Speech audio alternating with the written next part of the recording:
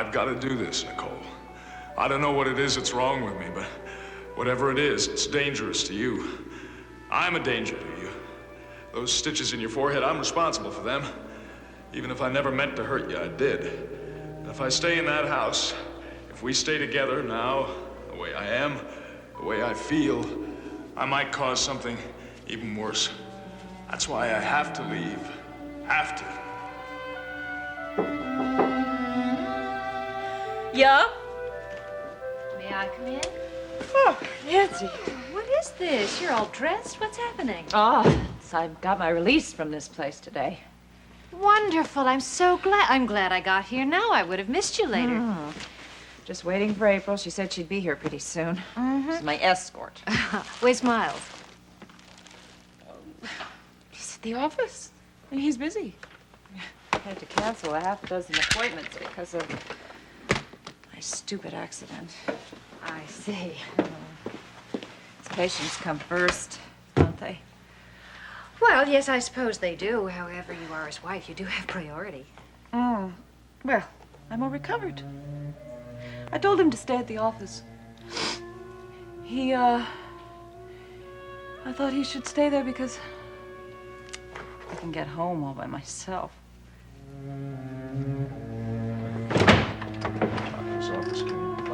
Aspirin.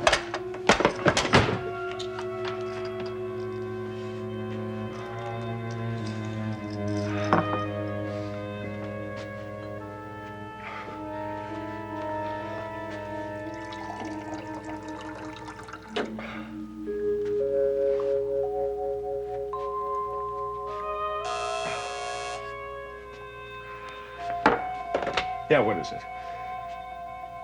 He what? No, if it wasn't rescheduled, I don't want to see him. Well, tell him if it's such an emergency, you should just go to Dr. Wyckoff. I told you I don't want to see anybody today. Tell him what you like, damn it.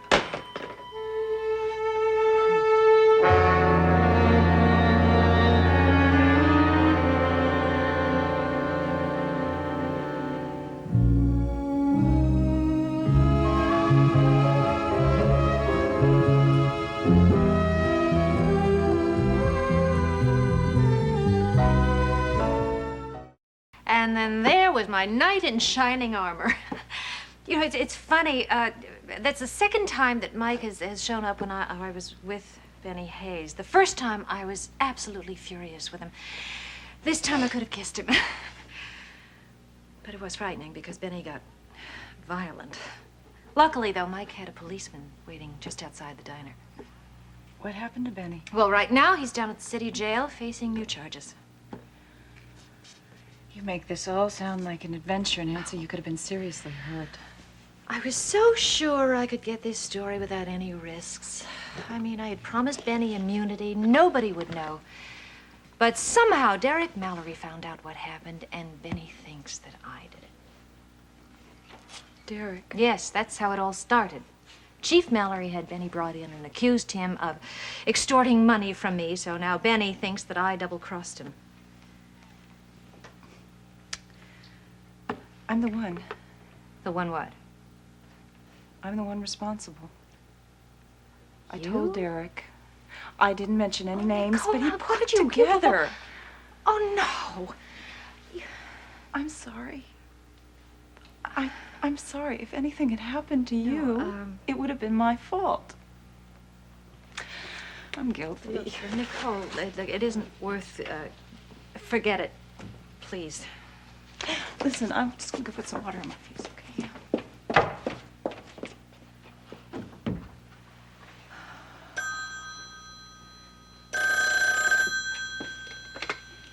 Hello? Nicole. No, this is Miss...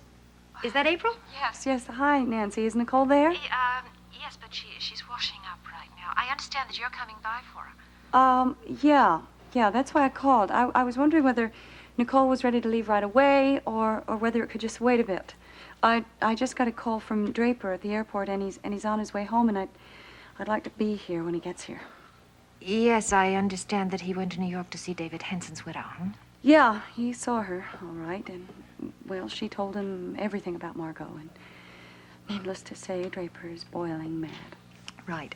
April, you stay there and you wait for Draper. I'll make sure that Nicole is checked out and that she gets home fine. Could you do that? Thank you. Yeah. You stay there. You calm him down. Well, I'll try. I don't think I can promise anything. Thanks again. Bye-bye.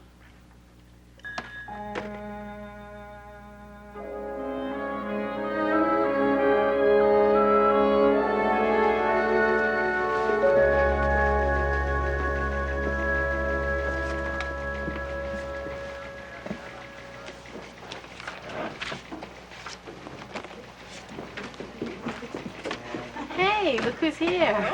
I thought you two were off in the woods somewhere. Well, we were, but the blizzard came. Yeah, Chicken Lou here thought we should get back before the skies go. Yeah, but you didn't have to come back here, did you? No, we didn't. Chief Mallory did give us an extra day off, but I thought I'd just check up on things, see how they're going. That's very conscientious of you. It's sickening, isn't it? Bye-bye. See you later.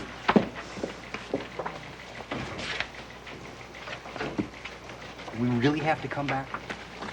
Come on, Steve, we don't have to stay here very long. I just want to see what's happening with my cases. You know, I still think it would have been a lot of fun to get snowbound. I mean, I was having a great time, weren't you? Oh, I had a terrific time. One of the best weekends of my life. It could have been a nice, long 3-day weekend. Well, it could have been a 3-week weekend with the way the snow was coming down. That's why we came back. Yeah. But, you are going to ask me again, aren't you? Don't know. Robbie might not give us his cabin again, you know? I'm not talking about the cabin. I'm talking about the company.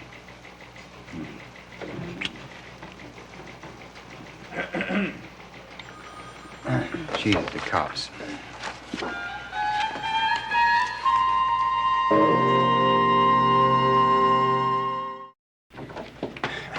Don't get nervous. I'm not going to be angry. I know you guys are back here sooner than you're supposed to be. Well, actually, we're not back yet, Chief.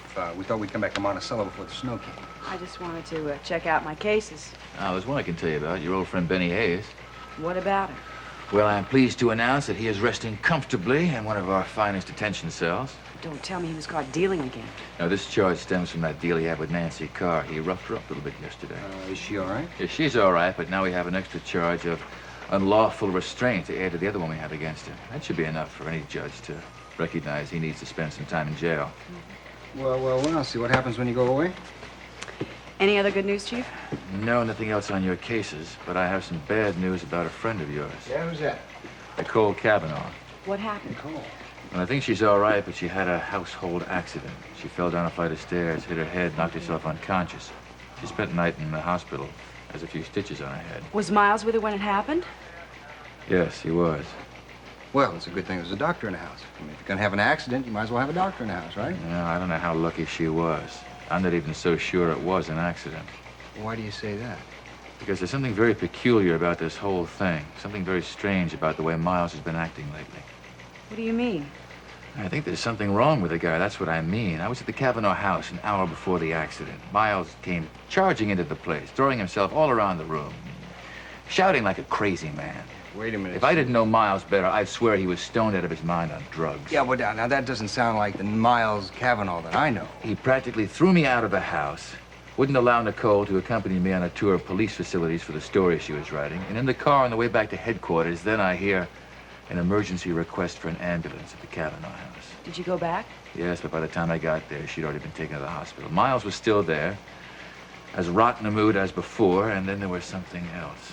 It was a broken bottle, shattered all over the place. Looked like somebody threw it across the room, hit the fireplace. Chief, you know, you're implying that there was like a wife beating here. Something happened there. Now, Nicole claims it was an accident, but I don't know. Maybe I should go talk to Nicole. I'm a pretty good friend of hers. Or maybe I should see Miles. Now, that is a good idea, Detective. Right.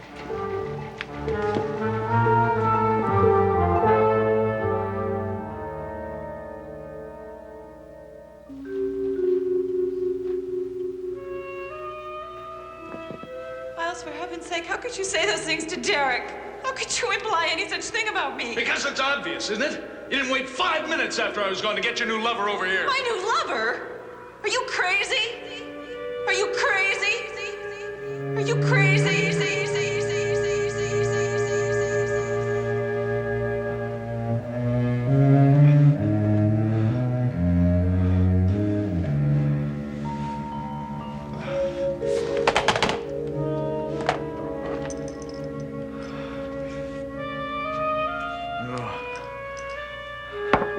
Need something different.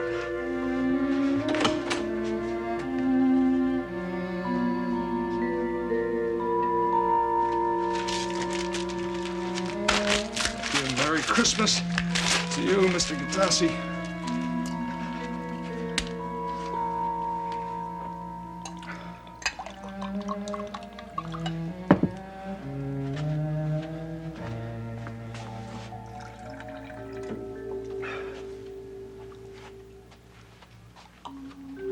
Well, well. Still following the same pattern, aren't you? What pattern? You've left Nicole, haven't you? Yes, I had to leave. Mm-hmm. Just like you left me? No, it's not the same. I left because I didn't want to hurt her. I love her. God help me, I love her. Yes, yes, I know how much you love her. I know that she's the most precious thing in the world to you. That's why it's such a pity that she doesn't love you. Go away, Denise. Go away. Stop haunting me. Haunting you? Oh, darling. I'm not a ghost. I'm a witch.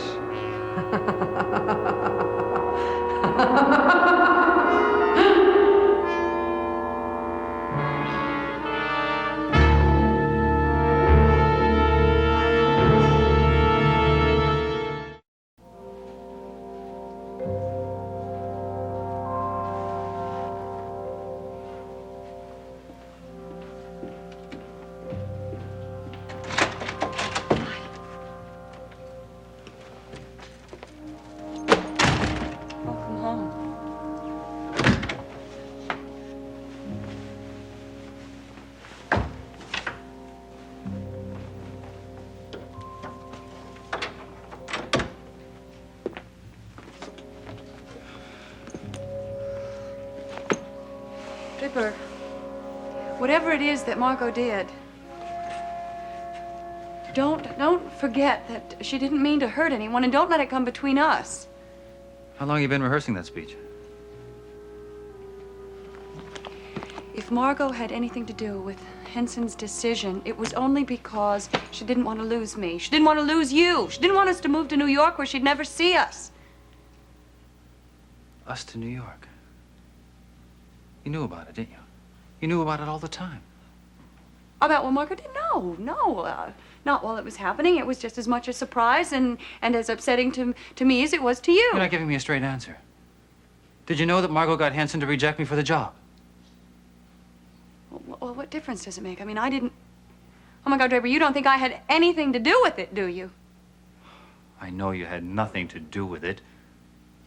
But I suspected. Last night on the phone. You knew about it.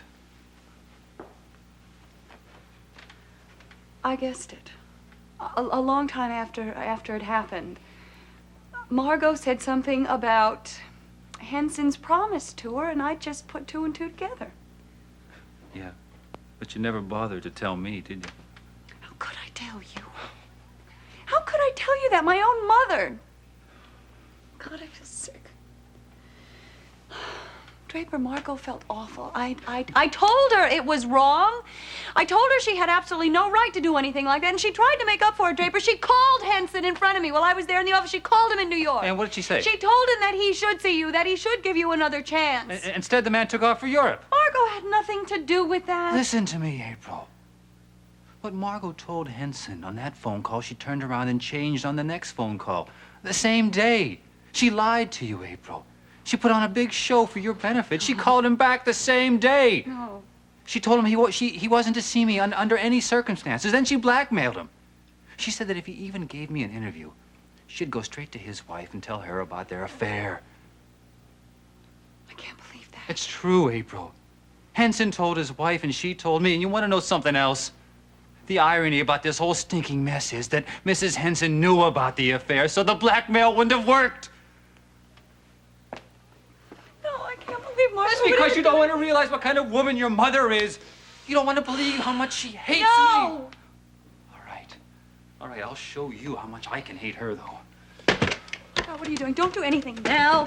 I'm not going to say anything to her, Draper. I'm going to wait till I see her in person. She's not home. She went to a political meeting with Geraldine Saxon. She won't be home till sometime. All right, I'll wait. But don't expect me to feel any differently, April. Because I'm just going to hate your mother that much more.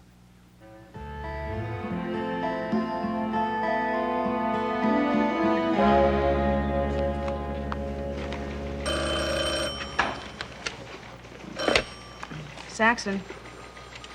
Deborah? Yes, who is this? It's Owen. How are you? Owen. Where are you? I'm at the Monticello Arms. I've been trying to get a hold of you for the last couple of days without any luck. Someone at headquarters told me that you were out of town. Oh, yeah, that's right. I went away for a couple of days. Well, I came back, actually, because the weather was so bad. Well, that sounds like you're feeling a lot better. Yeah, I am. As a matter of fact, I'm feeling a lot more like myself. Whatever it is I had is gone now. Glad to hear it. I was wondering if you feel well enough to accept an invitation. You should have seen the snow where I was, Owen. It was 10 inches when we got there, and, well, by now, I guess it's at least 3 feet deep. Wait a minute. You said we. I gather you didn't go alone, huh? No, I didn't. Steve was with you. Yes, he was. We went up and stayed in a little cabin, and it was really very beautiful. We left behind an incredible snowman. Well, it's probably buried. Deborah, listen. I had a reason for calling, actually, a rather specific reason. I have a cassette of the work print of Mansion of the Damned. Oh, how wonderful! What did you think of it? Well, I tell you, I'd like your opinion. So I was wondering if you and Steve would like to come over here this evening and watch it with me. That's very thoughtful of you. Well, come on, you've been part of the enterprise. I thought you might be interested in seeing the finished product. Tell me, what do you think? Oh, I thank you. I'd love to see it. And I'm sure Steve would, too.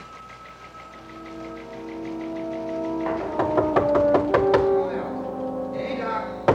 Doc, it's Steve Dutcher. Oh, Doc, you don't have a reception on you. Doc? Doc. Oh, Doc.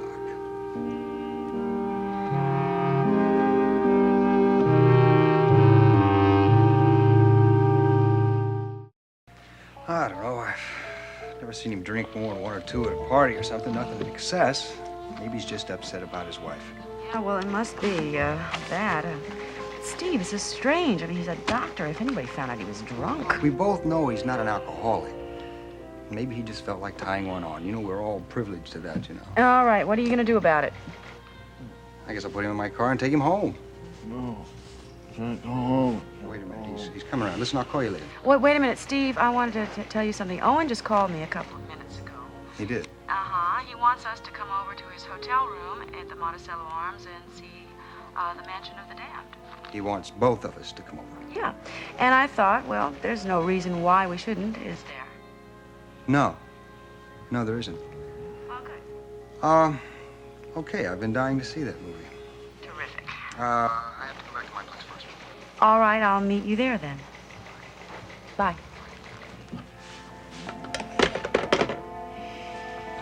Doc. Doc, come on. Come on, let's get up. Go home. Moved out. Well, where's home? Oh, never mind. Come on. Come on. All right, get up. Where's your coat? Put your coat on. There. Come on. See you stand. I'm sorry about it. I'm sorry about it. Don't worry about it, Doc. Look. Stand up. Give me a coat. Look, you've helped me out plenty of times. You put your coat on, get you in the car, take you over to my place, and take a nice, long nap. Huh? What do you say about that? There you go. You have to stay by yourself, because I'm going to go see a picture, Mansion of the Damned. Watch out for witches, Steve. Sure. Anything you say. Watch out for witches. You gotta tell Deborah this, too. Tell her to watch out for the one next door. Next door? Of Corey, Mrs. Corey. Tell Deborah, don't let her come near, okay? Really, don't. Sure. It's Nola Madisson. It's Nola Madisson, Steve. It's one and the same person, so you gotta tell Deborah, all right? You gotta tell her. Tell her, all right? Yeah. Sure. Come on.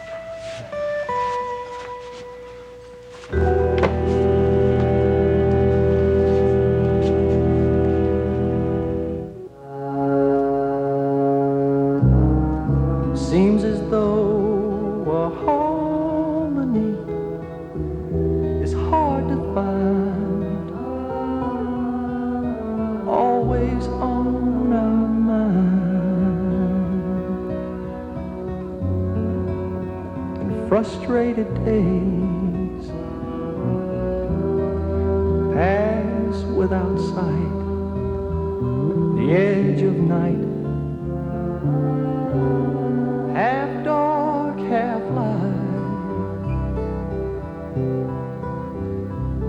as we watch our hearts